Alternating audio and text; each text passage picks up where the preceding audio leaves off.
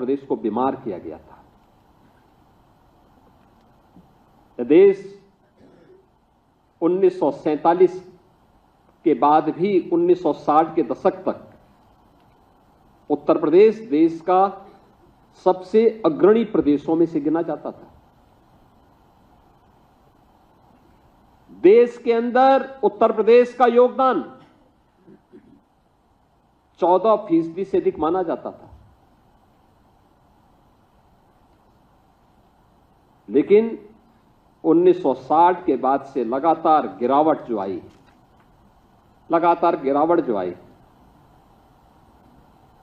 1990 के बाद लगातार इसमें और तीव्रता के साथ ये गिरावट आती गई और 2017 आते आते उत्तर प्रदेश का देश के विकास में योगदान 8% से भी कम हो गया था। हर शासन की योजना में उत्तर प्रदेश पीछे होता था। क्या खाद्यान्न उत्पादन में,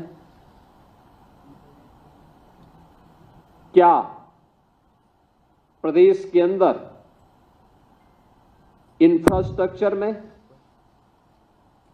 क्या इन्वेस्टमेंट में, किसी भी फील्ड में उत्तर प्रदेश एकदम पिछड़ता गया।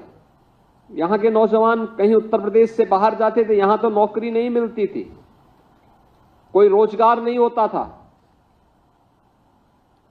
लेकिन यहां का नौजवान जब उत्तर प्रदेश से बाहर जाता था तो बाहर जाकर के भी उसके सामने पहचान का संकट खड़ा होता था। आज मैं देख रहा था आजमगढ़ का नौजवान भी जब यहां पे चयन हुए हैं, आजमगढ़ की बेटियां भी जब चयनित हुई हैं, मैं देख रहा था एक समय होता था आजमगढ़ का नाम लोग सुनकर के डरते थे, उसके नाम से पहले ही उनको बाहर कर देते थे। होटल और धर्मशाला में रूम नहीं देते थे लोग। ये स्थिति किन लोगों ने बनाई? इन लोगों ने बनाई जिन लोगों ने प्रदेश को दंगों की आग में झोंक करके प्रदेश के सामने पहचान का एक संकट खड़ा किया था, जिन्होंने उत्तर प्रदेश को अपने परिवार के लूट का एक अड्डा बना दिया था। जिन लोगों के कारण पहचान के भीषण संकट के दौर से उत्तर प्रदेश को गुजरना पड़ा था, वे उस बीमारी के कारण थे और उस बीमारी को समझने की आवश्यकता है। और ये आपका सौभाग्य है। याद रखना, कार्य कोई बड़ा नहीं होता, कोई छोटा नहीं होता।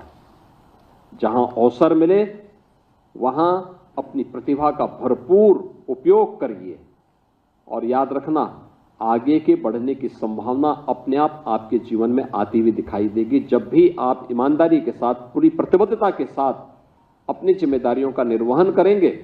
तो न केवल आपके लिए आगे बढ़ने के अवसर होंगे, बल्कि प्रकृति और परमात्मा की कृपा भी आप पर उसी प्रकार से बनेगी जिस प्रकार से आपने इस पूरी व्यवस्था के साथ देखा होगा। आज आप इस बात को कह सकते हैं कि चयन की प्रक्रिया में आपके साथ न भेदभाव हुआ है, तो आपको भी किसी के साथ कोई भेदभाव नहीं करना। 25 करोड़ जनता के लिए आपको सेवा का अवसर प्राप्त हो रहा है।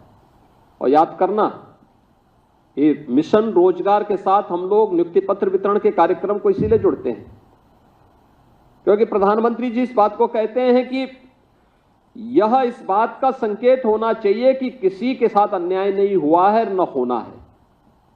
तो अगले व्यक्ति की भी गारंटी होनी चाहिए कि वह भी इस बात की गारंटी के साथ जुड़े कि कोई भेदभाव हम भी नहीं होने देंगे, न करेंगे।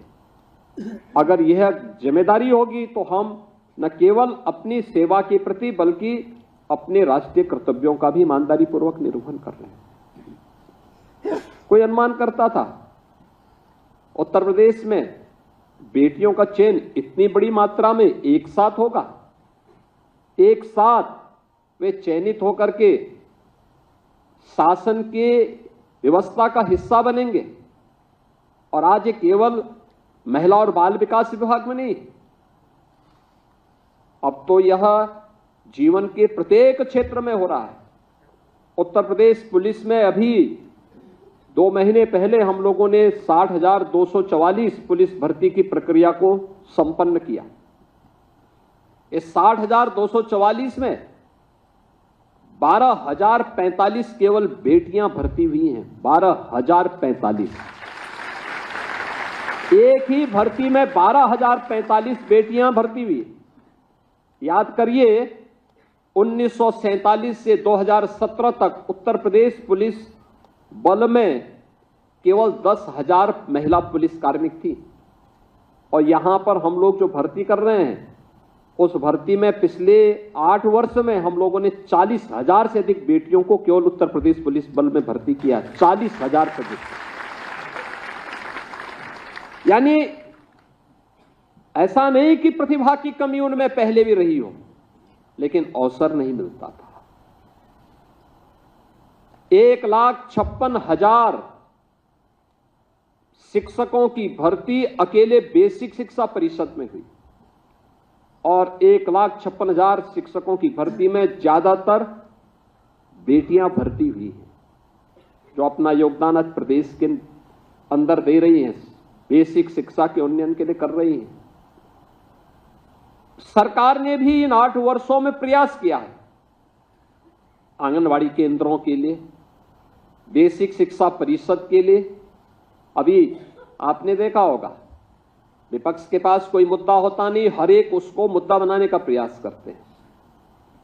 एक नकारात्मक दृष्टिकोण है। जिन लोगों की नकारात्मक दृष्टिकोण ने प्रदेश को बीमारू बनाया था, आज उनके द्वारा उठाए जाने वाले वे नकारात्मक मुद्दे फिर से प्रदेश को उसी झंझावत में, उसी जाल में उलझाने का प्रयास करते हैं। जब हम लोगों ने कहा कि प्रदेश के अंदर जर्जर विद्यालयों को शिफ्ट करना चाहिए, क्योंकि आपने देखा होगा एक राज्य में एक जर्जर विद्यालय भवन गिर गया, अनेक बच्चे उस जर्जर भवन के नीचे दब करके मर गए, दर्जनों बच्चे घायल हो गए। इस जनहानि, जो बच्चे चले गए, जो गंभीर रूप से घायल हो गए, क्या उनको कोई भरपाई कर पाएगा? लेकिन बीमार मानसिकता किस रूप में कटघरे में खड़ा करने का प्रयास करती है।